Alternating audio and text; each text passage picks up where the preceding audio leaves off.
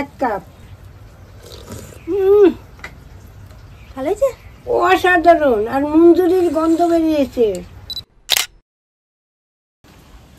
আজকে আপনাদের এমন একটা জিনিস বানিয়ে দেখাবো যেটা কিন্তু কম বেশি প্রত্যেকটা মানুষের বাড়িতেই হয়, আর সেই জিনিসটা হচ্ছে চা। এবার চা তো আপনারা প্রত্যেকেই বানাতে পারেন, কিন্তু আজকে আপনাদের চা বানিয়ে দেখাবো না, চায়ের সাথে খাওয়ার জন্য একটা সিক্রেট মশলা আপনাদেরকে বানিয়ে দেখাবো, যে মশলাটা দিলে কিন্তু চায়ের স্বাদ দ্বিগুণ হয়ে যায়। তো আপনার হাতে যেই চা একবার খাবে সে কিন্তু সারা জীবন আপনার প্রশংসা করবে এই সিক্রেট মশলা দিয়ে চা বানালে। তো চাটা আমরা কিভাবে বানাই আপনারা পুরো ভিডিওটা প্রথম থেকে শেষ পর্যন্ত দেখতে থাকুন। আর এই মশলা দিয়ে আপনারা চা বানাইয়ে খাবেন, আমারে ভুলবেন না জীবনও। আসুন কি কি মশলা আমরা ব্যবহার করি সবার প্রথমে আপনাদেরকে দেখাই। এই দেখুন, সবার ফার্স্টে এটা হচ্ছে মৌরি, এটা এই মৌরি নিয়েছে এখানে। তারপর নিয়েছে হচ্ছে আদার টুকরো, এটা হচ্ছে শুকনো আদা রয়েছে, এই দেখুন দেখেই হয়তো বুঝতে পারছেন। এই আদাটা আমরা শুকিয়ে নিয়েছি, 2-3 দিন হলো রোদে শুকিয়ে নিয়েছি।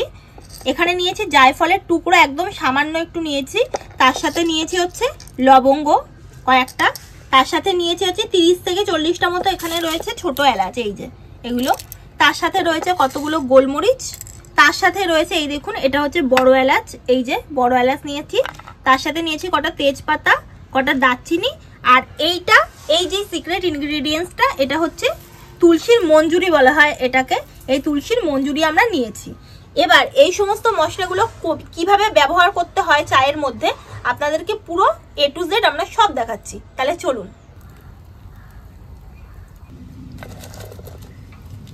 এই 5টা মতো বড় এলাচ নিয়েছি, এর যে ভেতরের বীজটা আছে ওটা আমি বার করে নেব।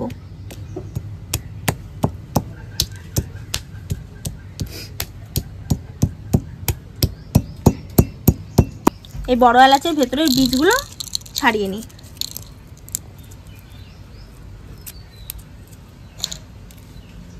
এই মৌরিটা একটা কড়াইয়ের মধ্যে আমি 1.5 চামচ মতো দিচ্ছি। এই 30 থেকে 40টা ছোট এলাচ দিয়ে দিচ্ছি। এখানে প্রায় 15-20টা মতো লবঙ্গ রয়েছে, আর সামান্য একটু জায়ফল এটা ওখানে দিয়ে দিচ্ছি। অল্প কটা গোলমরিচ দিয়ে দিচ্ছি। এই বড় এলাচের বীজগুলো দিয়ে দিচ্ছি। এই যে 3টে টুকরো দারচিনি দিয়ে দিচ্ছি, 3টে তেজপাতা দিয়ে দিচ্ছি। এই শুকনো করে রাখা আদাগুলো এখন আমি এর ভেতর দিয়ে দিচ্ছি। কড়াটা বসিয়ে দিচ্ছি।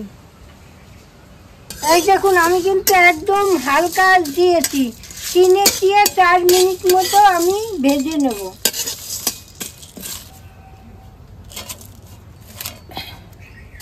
তেজপাতাটা আমি একটু ছিঁড়ে দিচ্ছি।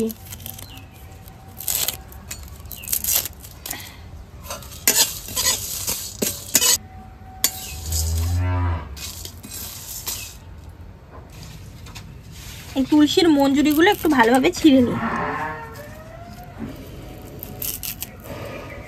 আমরা এখানে তুলসী পাতার মঞ্জুরিটা ব্যবহার করেছি, আপনাদের কাছে যদি তুলসী পাতার মঞ্জুরিটা না থাকে, বা অনেক সময় তুলসী পাতার মঞ্জুরিটা কাঁচা থাকে, তো যদি শুকনো অবস্থায় না থাকে তাহলে সেক্ষেত্রে দাঁড়িয়ে আপনারা কাঁচা তুলসী পাতাও ব্যবহার করতে পারেন, কিন্তু কাঁচা মঞ্জুরি দেবেন না, কাঁচা মঞ্জুরি দিলে ভালো লাগবে না। মশলাটা একটু ভেজে নিয়েছি, এখন মঞ্জুরিটা দিয়ে অল্প একটু ভেজে নেব। এই মঞ্জুরিটা শেষে দিলাম একটু।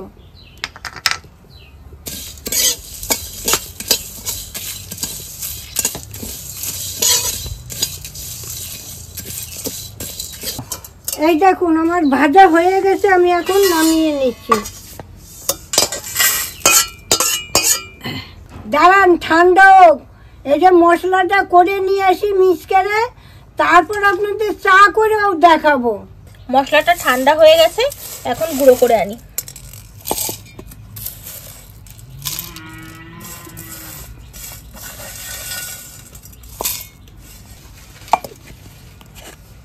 এতটা মশলা করেছি, আপনারা ভেবেন না যে এত মশলা দিয়ে চা করব, না না, পরিমাণ মতো দেব, আপনাদের দেখাবো কি আন্দাজে দেই। দেখুন মশলাটা সুন্দরভাবে গুঁড়ো করে এনেছি, এই মশলাটা এখন আমি ঢেলে নিচ্ছি।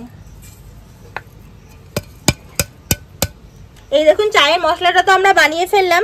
এবার এই মশলাটা কতটা পরিমাণে দেবেন, কিভাবে দেবেন, চায়ের মধ্যে কখন দেবেন, সেটাই হচ্ছে আসল জিনিস। তাহলে চলুন দেখাই বাকিটা। এই দেখুন আমি একটা চায়ের সসপ্যান নিয়েছি, এখন আমি 2 কাপ জল দিয়ে দেবো। 1 কাপ, 2 কাপ। এবার আমি জলটা বসিয়ে দিচ্ছি।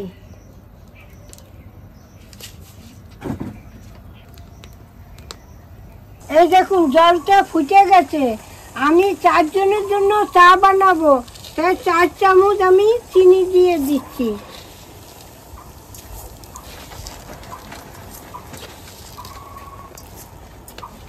আমি চার সঙ্গে কিন্তু মিষ্টি ভালো খাই, ওই জন্য একটু বেশি বেশি দেই। আমরা তো কিছুদিন আগে জি বাংলায় গিয়েছিলাম, তো ওখান থেকে তো অনেক গিফট দিয়েছিল, তার মধ্যে একটা হচ্ছে এই যে এই চা পাতা। এই চা পাতাটা আজকে আমরা যেই চাটা করব সেই চায়ে ব্যবহার করব। এটা আমরা বাড়িতেই খাই। দাঁড়ান আপনাদেরকে দেখাই। এই দেখুন অনেকটা শেষ হয়ে গেছে চা পাতাটা। এই দেখুন এটা একদম পুরো পিওর দার্জিলিং চা। এটা কিন্তু খুব সুন্দর কালার হয় এই চা পাতাটায়, দারুণ একটা কালার আসে। আর হচ্ছে গিয়ে খুব সুন্দর গন্ধও হয়। হালকা যদি লিকার চা খান তাহলে শুধু এই চা পাতা দিয়ে খেলেই হয়ে যাবে, বাট আমরা যেহেতু দুধ চা করছি আমরা এর সাথে একটু দোকানের চা পাতাও দেবো।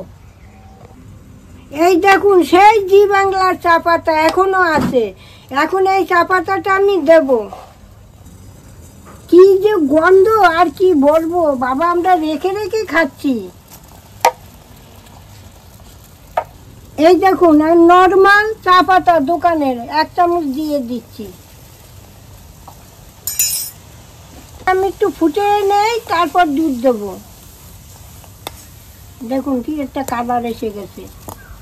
এই চা তো আপনারা বাড়িতে করেনই, কিন্তু চাটা যদি একটু সঠিক প্রসেসে করেন না, চায়ের স্বাদ কিন্তু দারুণ হয়। আমাদের বাড়িতে আমরা কিন্তু আমি, ঠাকুমা, আমার মা, আমার বাবা, আমরা 4 জনেই কিন্তু সকালবেলাও চা খাই, আবার সন্ধ্যাবেলাও চা খাই। মানে আমাদের ঘুম থেকে উঠে আমার আর আমার ঠাকুমার রুটিন হচ্ছে চা খাওয়া। আমার তো মুখ ধুলি চা চাই বাবা। হ্যাঁ, আগে একটু চা খাবো, মনে হয় খিদাটা গেল। চা না হলে আমাদের এটা একটা নেশা, বলো ঠাকুমা? চা খাওয়াটা আমাদের একটা নেশা। আমরা সকালেও খুব ভালো খাই, বিকেলেও।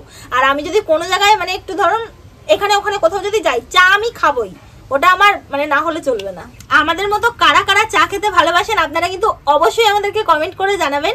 এইবার চা পাতা ফুটছে, আমি এইবার 2 কাপ দুধ দিয়ে দিচ্ছি।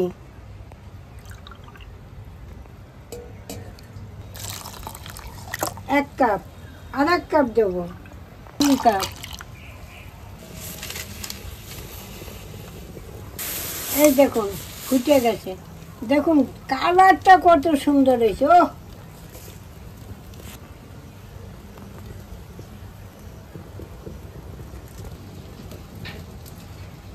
এই দেখুন চাটা ফুটে গেছে। ওই সিক্রেট মশলা বানিয়েছিলাম, সেই মশলাটাই দেখেন পরিমাণ আপনাদের দেখাচ্ছি।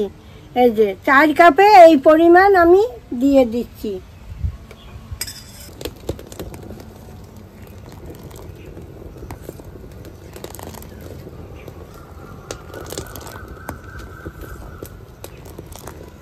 মশলাটা নামানোর আগে দেবেন, আমি এখন নামিয়ে নিচ্ছি। দেখুন চায়ের কালারটা কি সুন্দর এসেছে। চাটা এখন আমি ঢেলে নিই।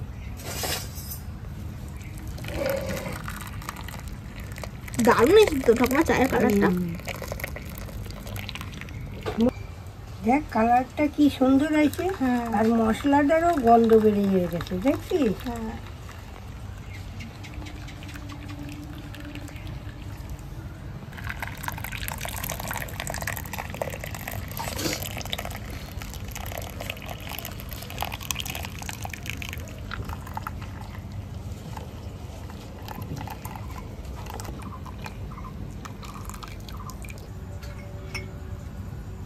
কেন ঠাকুমা? দে, গরম আছে, সাবধানে ধরো। হ্যাঁ দেখছি। এই নাও মা, দে একটু খেয়েই নেই। এবার আমি খাই।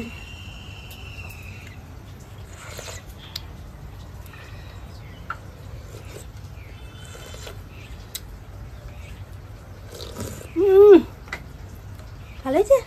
অসাধারণ, আর মঞ্জুরির গন্ধ বেরিয়েছে, খুব ভালো একটা গন্ধ, তাই না? দারুন দারুন, বাপরে দারুণ হয়েছে, দারুণ দারুণ, কোনো কথা হবে না, ফাটাফাটি। আপনারা একবার হলেও চাটা করে খেয়ে দেখবেন, দারুণ লাগবে।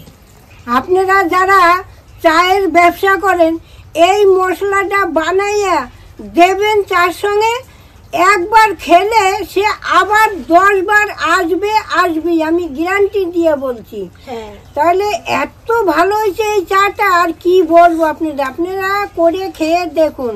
তাহলে আজকে আসি, আবার কাল দেখা হবে, টাটা।